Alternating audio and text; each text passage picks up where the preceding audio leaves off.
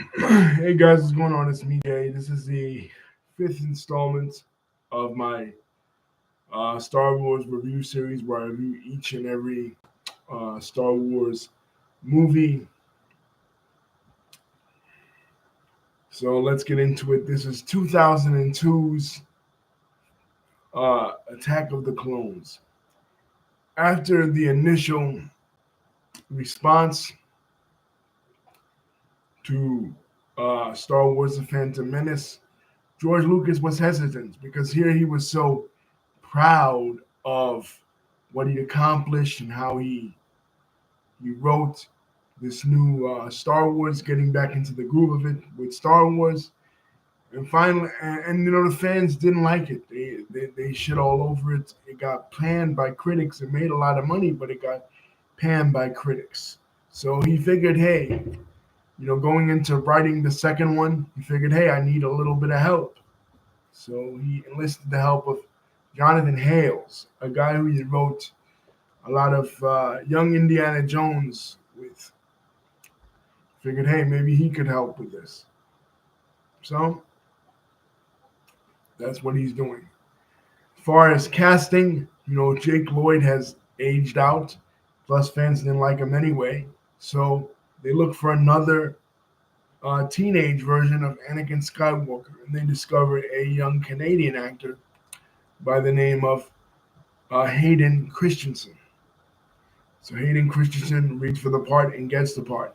Initially, there was talk, rumors, that Leonardo DiCaprio was considered for the role because this is 2002. Leonardo DiCaprio was one of the biggest stars in Hollywood at the time. Titanic and the adaptation of Romeo and Juliet. He was basically everywhere. He was one of the number one heartthrobs in Hollywood.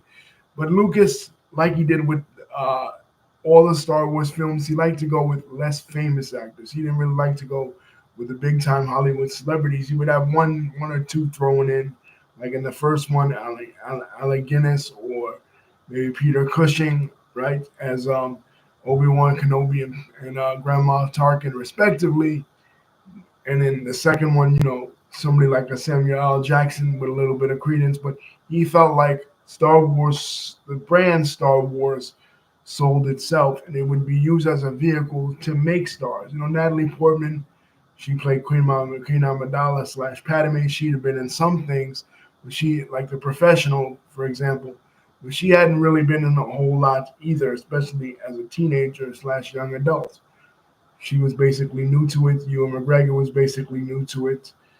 So, and these are the three principal actors: Ewan McGregor as Obi-Wan Kenobi, Natalie Portman as Queen Amidala / Padme, and Hayden Christensen as the young Anakin Skywalker. So now that we have the cast, the movie's released in 2002. The first trailer for it appears as a trailer for as a preview of going into the showing of Ice Age, the first Ice Age cartoon movie by Pixar, which is apropos since George Lucas basically founded Pixar.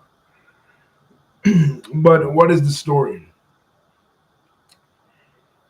Now, since the defeat of the Trade Federation and the assumption of power of Sheev Palpatine as Chancellor of the Galactic Republic, there has been some rumblings by some planets that are unsatisfied with the amount of power that the Senate is getting, by the amount of power that the Republic is getting. Some feel that they can break away from the Republic, kind of like how in the United States, after the American Civil War, the American Revolution, some states felt that they were more powerful and more wealthier than others, and they didn't like the centralization of the government. And that, of course, one of the reasons that led us to the American Civil War, 90 something years later, was that a group of states wanted to break away from the central authority of the Republic. Well, that's what's happening here.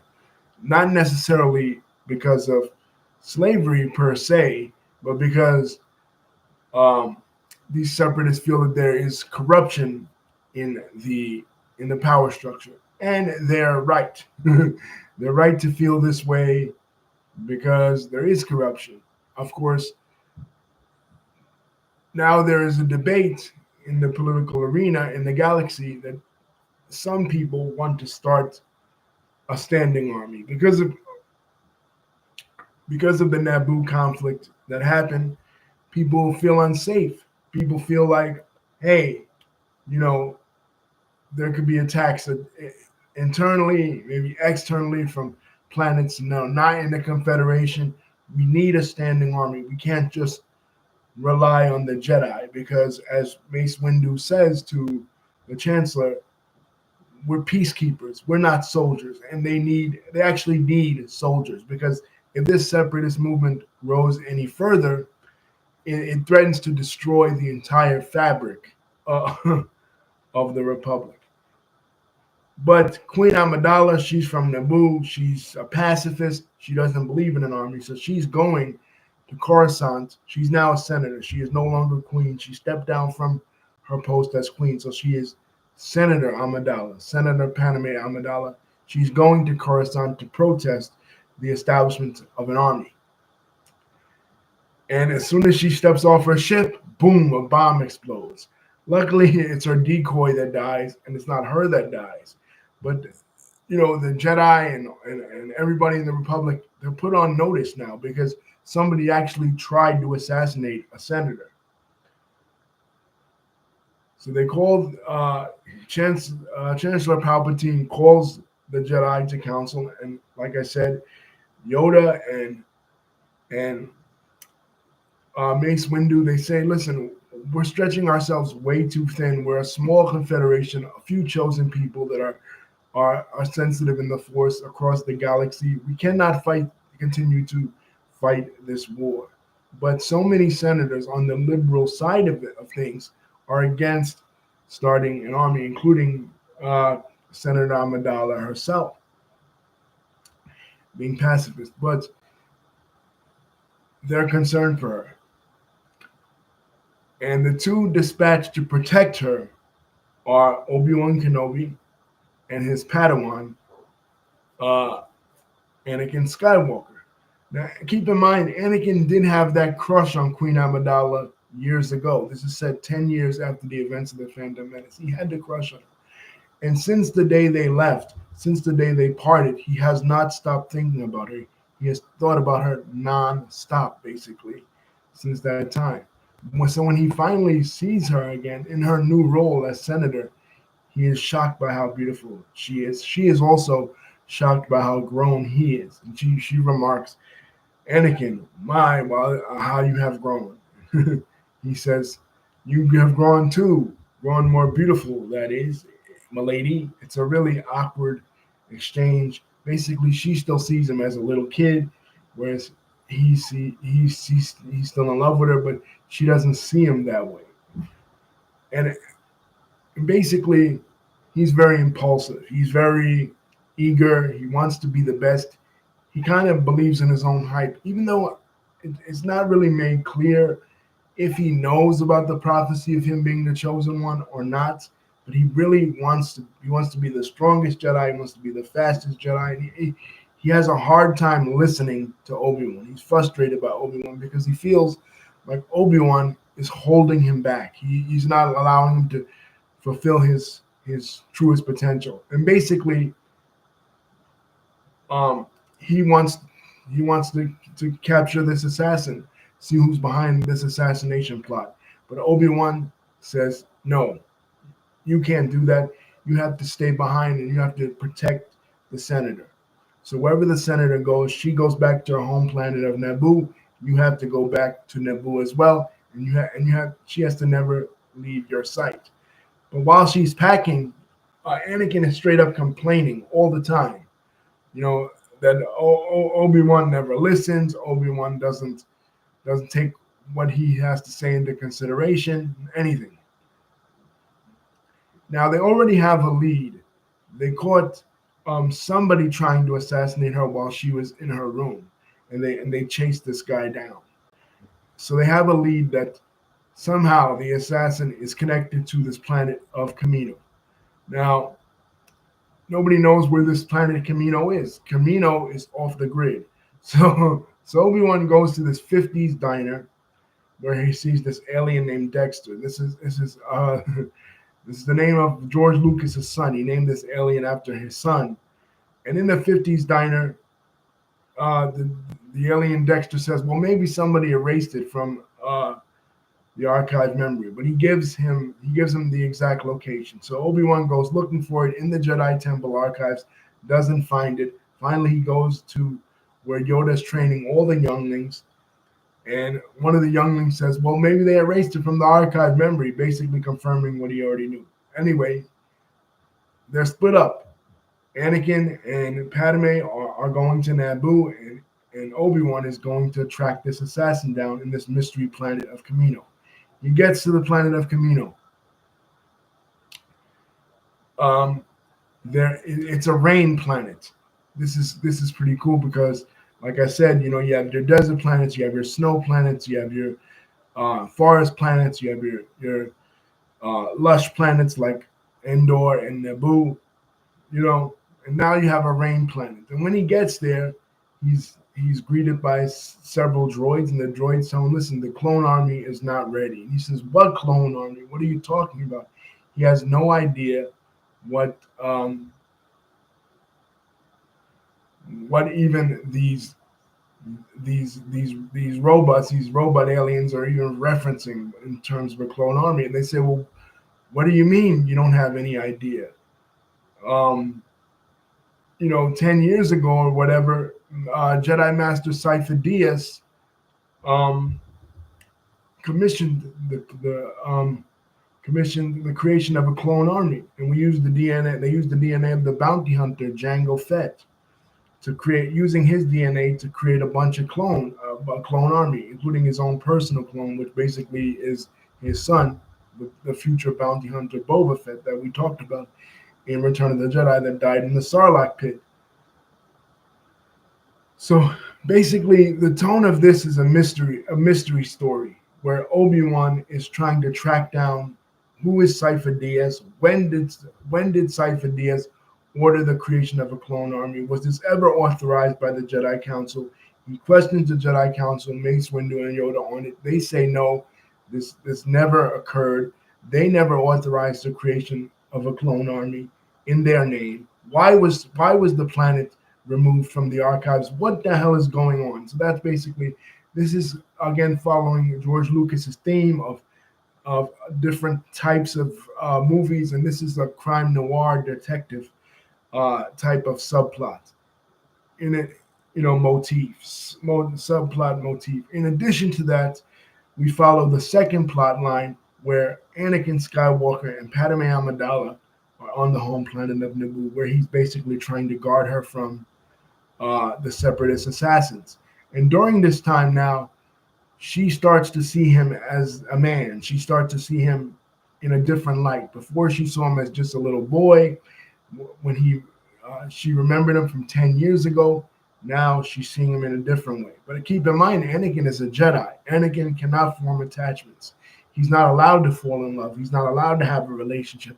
But he cannot deny these strong feelings and the strong attraction that he has to Padme. So one day on the balcony, they're talking about their upbringing, and he mentions that he does not like sand. Now, this is one of the most parodied lines of Attack of the Clones because everybody talks about this. Oh, I don't like sand. It's coarse. It's rough. It gets everywhere, he tells her while they're on the balcony scene. And this is a beautiful scene. The dialogue might be kind of clunky, but like they're in like Italy, the real life setting, which is supposed to be Naboo, they're sitting on the balcony, and all of a sudden they kiss. And this is a taboo because she's a senator. She has her official role. He's a Jedi. He cannot form attachments. He cannot form bonds. But he is falling in love with her. And he's haunted by this kiss. He is starting to feel emotions that he's never felt. And keep in mind, these are two teenagers.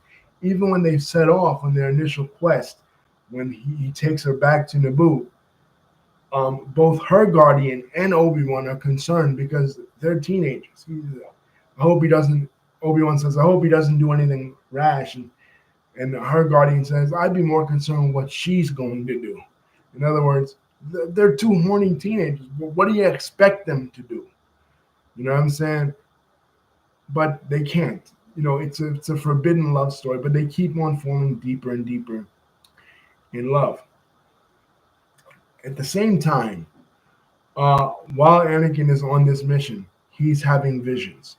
He's having visions, dreams, bad dreams of his mother suffering. Keep in mind, he left his mother back in Tatooine 10 years before this. But he doesn't realize why he's having these visions. And he confesses it to Padme. He says, listen, I'm having visions of my mother suffering, and I must go to Tatooine to try to see what's wrong with her.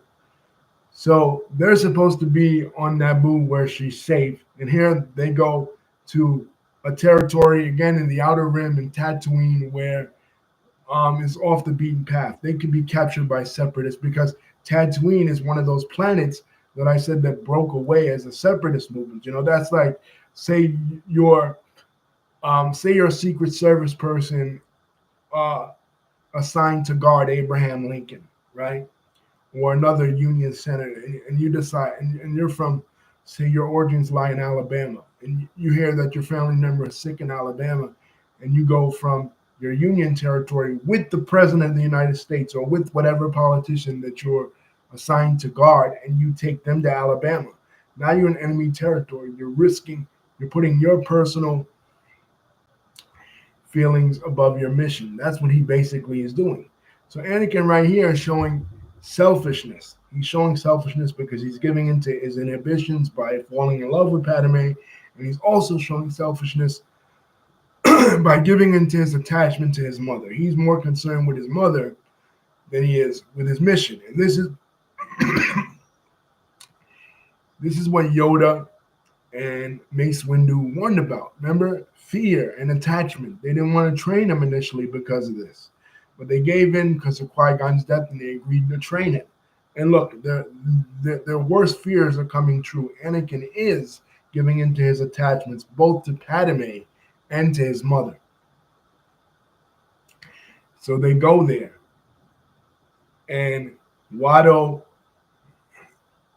they encounter Watto. And Watto is surprised that Anakin, little orphan Annie, is as big as he is now. He's a grown man. He's a Jedi and everything. They find out that Shmi was set free and she was sold to Clegg Lars. And Anakin now has a stepbrother, Owen.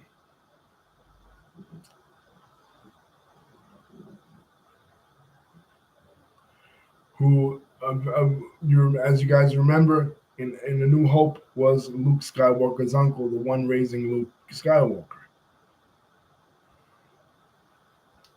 But Clegg Lars tells Anakin, your mother was kidnapped by Tusken Raiders a few days ago, and she hasn't come back. So Anakin uses his Force abilities to track her down. And when he gets to her, she's almost dead. And the Tusken Raiders, an entire village of Tusken Raiders, is surrounding her. And what does he do? He murders every single one. His anger of his mother's death as she's dying in his arms. Once she's dead, after that, he murders every single one. His anger has now gotten the best of him. His emotions have now gotten the best of him. Remember, fear leads to anger. Anger leads to hate.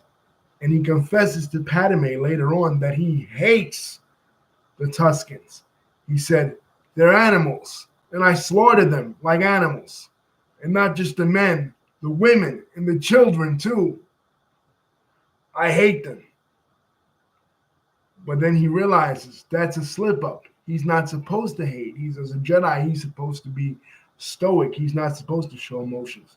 But she comforts him. And I think this contributes to her falling in love with him as well after this, because she sees a level of vulnerability in him that she hadn't seen before. She says, Anakin, but you're only human. Of course you feel emotions. Of course you feel sorrow. I mean, they viciously murdered your mother, who was your only living relative, right? No. That would be acceptable for a normal human being, but he's not. He's a Jedi. He's supposed to be above all that stuff.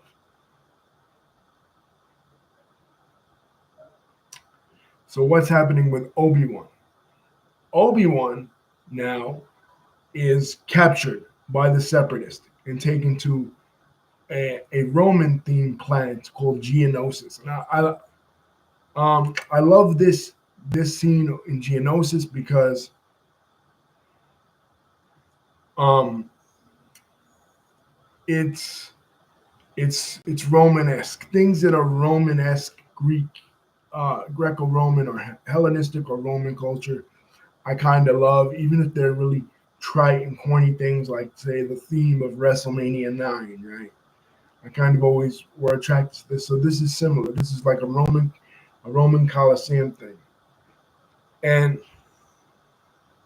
Anakin senses that Obi-Wan is in trouble. He finds out that Obi-Wan is in trouble, and both he and Padme leave Naboo and they go to rescue Obi-Wan. Now, this is very similar to what Luke did when he found out that Han and Leia were in trouble in Empire Strikes Back, where he abandons his training as a Jedi. He's very impulsive too. He's Anakin's son after all, and he goes and he tries to rescue his friends. Anakin feels like he's lost enough. He cannot lose Obi-Wan too, so he goes to rescue um, Obi-Wan, but he's not ready. What is he up against? He's up against Count Dooku. Who is Count Dooku? Count Dooku is a former Jedi. He's one of he's Qui-Gon Jinn was his Padawan, and he discovers that there is corruption in the Senate, and he feels like he can no longer represent that. He feels that there is an evil force, that the Sith Master that they've been looking for is actually has actually infiltrated the Senate and has actually taken control of the political apparatus of the Republic. And he feels like he can no longer represent that. And he feels like if Qui-Gon Jinn were alive, he tells um, Obi-Wan, knowing Qui-Gon Jinn, that Qui-Gon Jinn too would be against the corruption that is going on in the political apparatus of the Republic, and he must fight against it. So he's filled with righteous indignation. He is a very powerful Jedi. He is played by Christopher Lee, in keeping with Lucas's love of Dracula. You know, you have Peter Cushing in the first one, and now you have Christopher Lee, who also played Saruman in Lord of the Rings. Very brilliant actor, former, also played Dracula, like I said. But we don't know that in actuality, while he is professing to be against the Sith, he is actually a Sith himself. He's actually the new apprentice of this Sith master. He is Darth Tyrannus. He's posing as Count Dooku, but he is really Darth Tyrannus, and he's a master of the dark side of the Force. So when both Obi-Wan and Anakin go to fight him, he defeats both of them handily. He defeats both of them, and he chops off Anakin's hand. So much like Luke, Anakin too has lost a hand, and nobody can defeat him. Basically, nobody can defeat him. It takes the entire Jedi army to come to Geonosis and come to the rescue of Anakin, Padme, and Obi-Wan, and also Yoda. And for the first time, Yoda faces off against his former students. The teacher, Yoda, is facing off against his former student, Count Dooku. And this is when they show Yoda, like on my cup with the lightsaber, fighting. And the CGI in this is crazy with Yoda fighting. A lot of people don't like this particular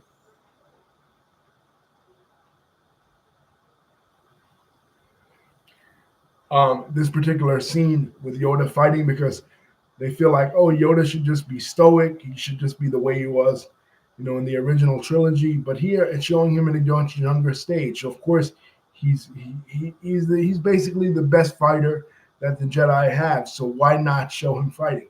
And this is pretty cool too because it's the first time really that we get to see a lot of Jedi in action as they're fighting. Uh, they're fighting the Separatists. In the first movies, the Jedi was destroyed already, so it was only like a couple of Jedi remaining. Only Obi-Wan and Yoda were still alive, right? And they were already old, and Luke was in training. So of course we didn't get to see good lightsaber fights. But in this one, we get to see awesome lightsaber fights. And the clone army swoops down and they help the Republic defeat the Separatists, at least in this battle. So then afterwards, in a secret wedding, only witnessed by C-3PO, who Anakin comes back to Tatooine and completes C-3PO and takes C-3PO as his personal droid. C-3PO and R2-D2 are the only two witnesses of the wedding between Queen Amidala and Anakin. They show Anakin's mechanical hand. So much like his son, Anakin too has a mechanical hand in the second movie. But it almost seems like the bad guys have won again because they got away. Darth Sidious, who was finally revealed as the master of this of the Sith combo. The apprentice is Darth Tyrannus, Count Dooku, and the master is Darth Sidious. They escape. So the Jedi and the good guys, they don't get to Darth Sidious and Darth Tyrannus, so they escape. So even though they won the battle, they really didn't win the war, because as Yoda and Mace Windu said, the threat is still out there. The threat is still looming.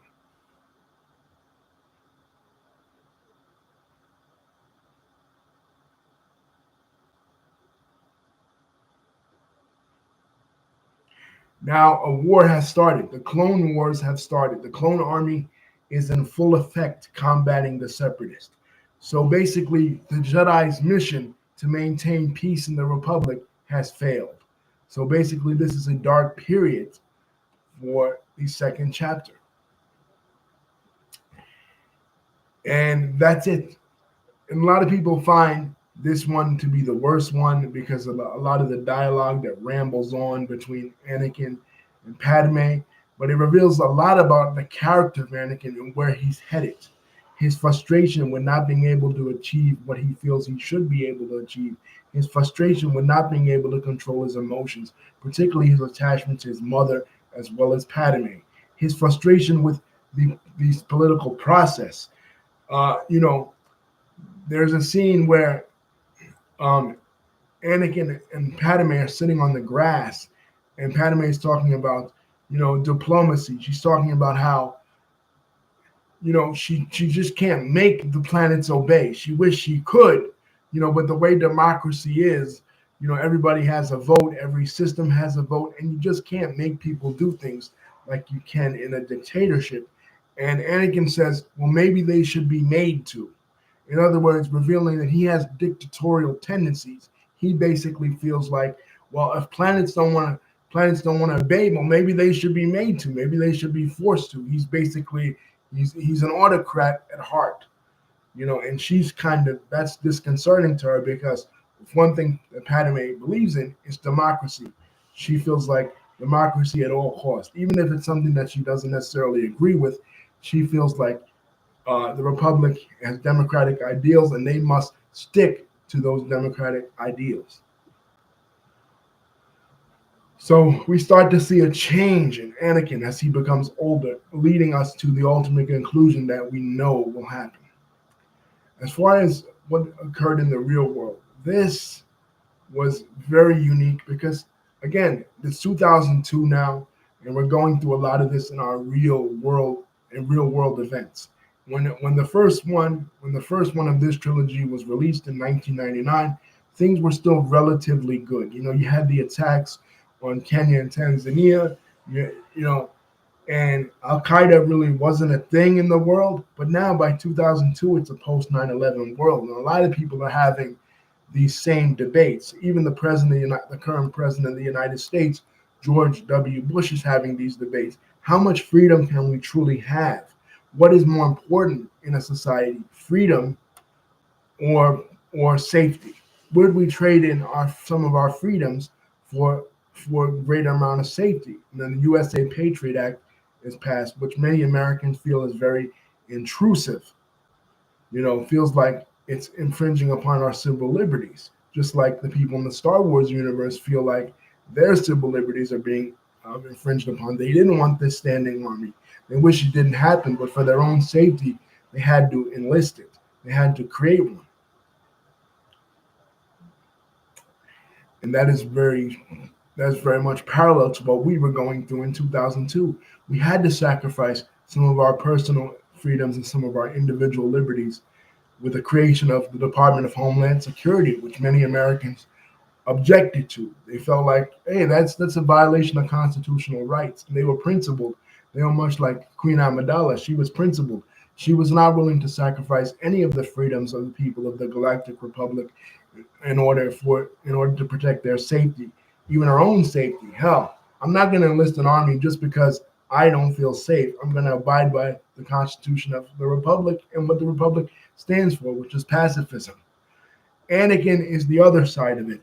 Anakin is the right-wing side of it. He feels like, hey, safety is more important, even if we have to sacrifice some of our freedoms or all of our freedoms. That's what we have to do. We have to preserve the Republic at all costs. He believes in the Republic. So basically, in the real world, he's like a George W. Bush or like an Abraham Lincoln, where Abraham Lincoln suspended the habeas corpus. He trampled on a lot of the civil liberties of a lot of these southern states.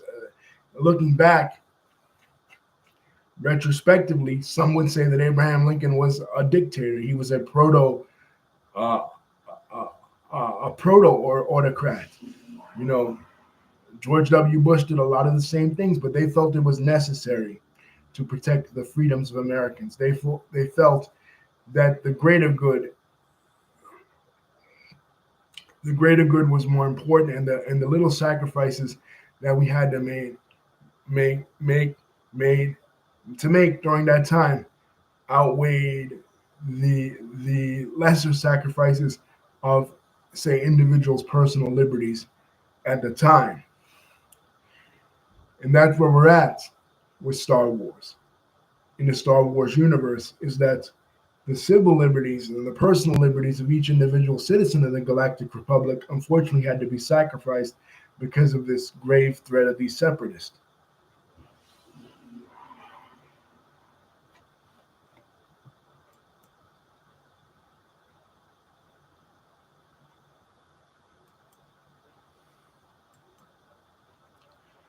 And that's all, guys. You know, this one was a commercial success as well.